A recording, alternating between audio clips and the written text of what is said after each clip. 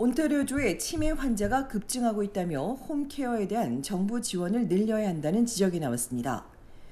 온타리오 의료협회는 오입 청구 데이터를 분석한 결과 2010년 이후 온주에서 치매 환자가 48% 증가했다고 밝혔습니다.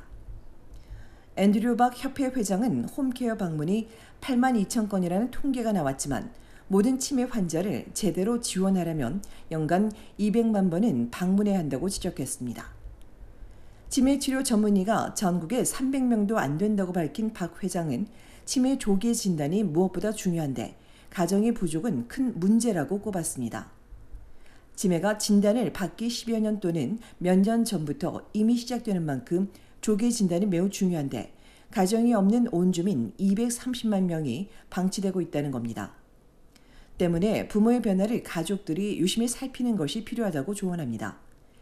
치매의 가장 흔한 초기 징후 중 하나는 기억 상실이며 이외에 언어와 행동, 기분의 변화 등에서도 볼 수 있다며 사소하더라도 변화가 나타나면 가정이나 워킹 클리닉을 즉시 방문해 진단받는 것이 좋다고 강조했습니다.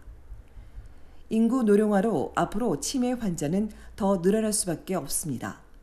비영리단체인 민트 클리닉에 따르면 캐나다 전국에서 50만 명 이상이 치매를 앓고 있으며 2050년이 되면 환자 수는 170만 명으로 급증할 것으로 예상됩니다. 그런데 온주의 치매 치료는 주로 병원이나 장기 요양원 등 시설에서 이루어지고 있어 홈케어에 대한 지원을 적극 확대해야 한다고도 강조했습니다. 홈케어는 간병과 물리치료, 옷 입기와 목욕 서비스 이외에 교통과 식사 지원, 임시 간호 등이 포함됩니다. 또 가정일을 더 늘려야 하며 의사들이 환자를 돌보는 데 집중하도록 행정 업무도 줄여야 한다고 협회는 촉구했습니다. 한편 치매 환자 가족들은 토론토 알츠하이머 협회 등 지역 협회에서 가족을 위한 무료 프로그램 등에 참여해 도움을 받을 수 있습니다.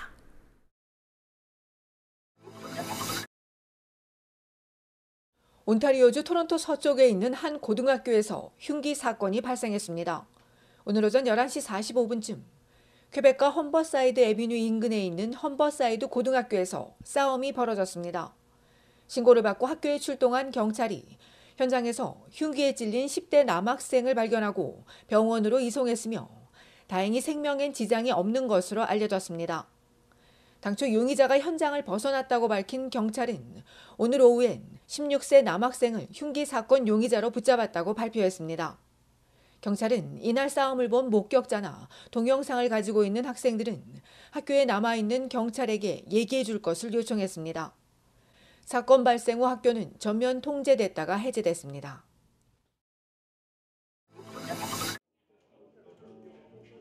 조성준 온타리오주 노인 및 장애인 복지부 장관이 어제 오후 5시 스카보로에서 신년 할애식을 개최했습니다. 선거구 주민들과 만나 감사와 새해 인사를 전하는 자리입니다. 온타리 전역을 다니다 보니까 한인 동포사회뿐만 아니라 내 선거구 주민들 만나는 그런 기회가 거의 없습니다.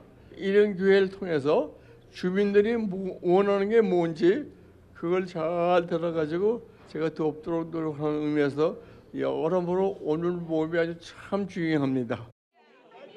행사 시작 전부터 기다린 지지자와 지역 주민들은 오랜만에 만남에 악수하고 포옹하며 반갑게 인사했습니다. 또 음식을 함께 나누고 기념 사진도 남겼습니다.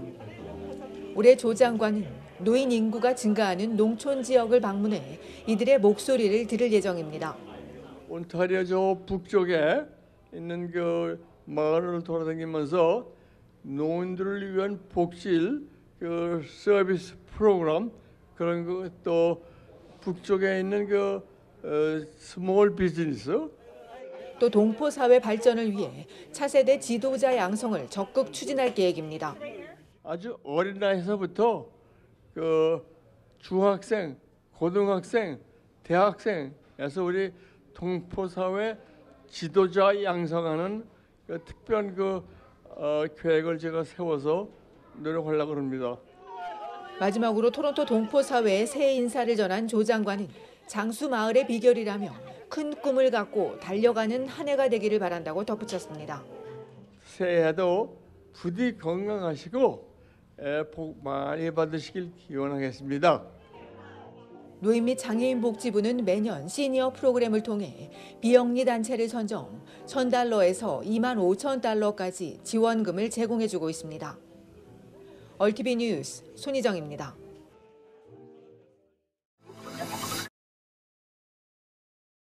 브리티시 컬럼비아주 메트로 밴쿠버와 프레이저 밸리 등 남서부 지역에 사흘 연속 눈폭풍이 몰아쳤습니다.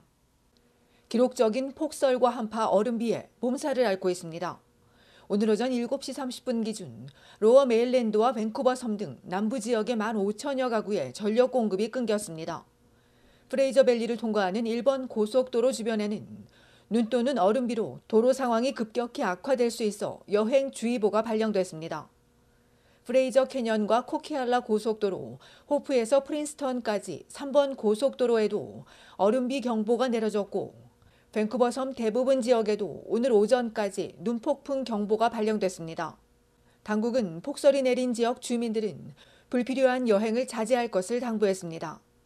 최근 BC주 남부 지역을 강타한 기록적인 폭설에 초중고교와 대학들이 그제와 어제 이틀 연속 휴교했으나 오늘은 메트로 밴쿠버 대부분 학교들이 수업을 진행했습니다.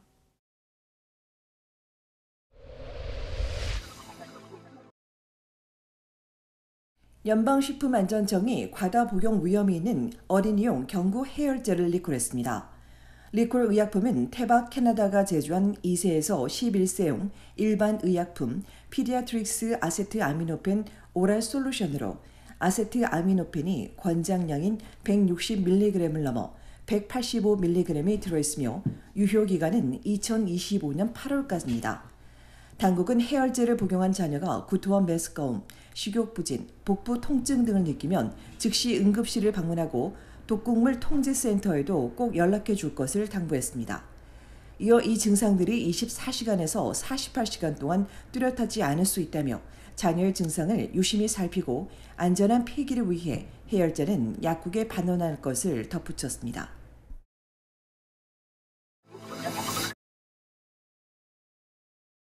온타리오주 토론토 동쪽 제라드 스트리트 이스트와 콕셀 에비노에 있는 주택에서 불이 나 1명이 숨졌는데 7명이 거주하는 하숙집인데도 화재 경보기가 작동하지 않은 것으로 드러났습니다.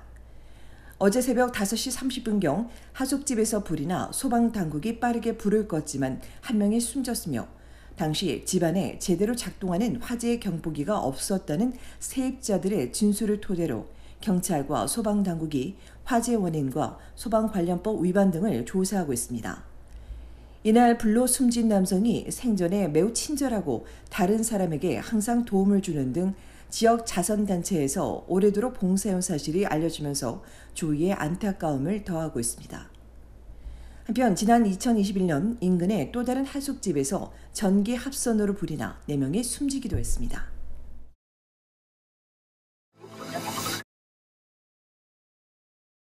온타리오주 토론토 다운타운 가디너 익스프레스에서 자동차 경주를 벌이던 차량이 다른 차량을 들이받는 사고를 냈습니다. 어제 저녁 7시 30분 포티옥 블루버드 인근 가디너 익스프레스 고속도로 동부 방면 도로에서 메르세데스 벤츠 차량 2대가 스트리트 레이싱을 벌이다 4중 추돌 사고를 내 벤츠 1대가 불에 탔으며 두 번째 벤츠에 타고 있던 2명이 차를 버리고 도주한 가운데 4명은 병원으로 이송됐습니다. 부상자들 모두 다행히 경상에 그쳤지만 어젯밤 10시 반까지 양방향 통행이 중단됐으며 사고 원인을 수사 중인 경찰이 달아난 2명을 뒤쫓고 있습니다.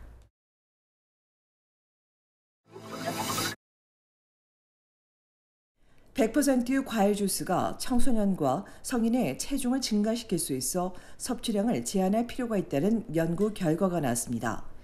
토론토 대학 연구팀이 어린이 4만 5천여 명을 대상으로 한 연구 17건과 성인 26만 8천여 명을 대상한 연구 25건을 분석한 결과 100% 과일 주스 섭취와 체중 증가 사이에 명확한 연관성이 있는 것으로 확인됐습니다.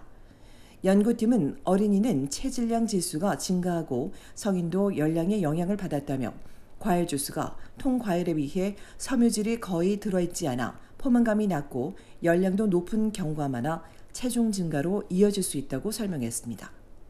이어 주스 섭취량과 주스 종류에 따라 체중에 미치는 영향도 다를 수 있어 보다 더 정밀한 무작위 임상 시험이 필요하다고 덧붙였습니다.